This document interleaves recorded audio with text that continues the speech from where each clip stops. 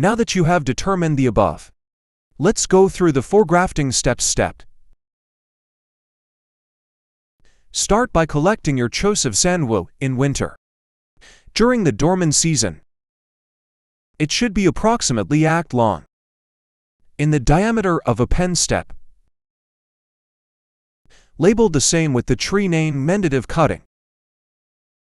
Wrap the scion in a towel and tucked it away in a plastic bag in a refrigerator to maintain dormancy until early spring. Step: place an order of your choice of rootstock.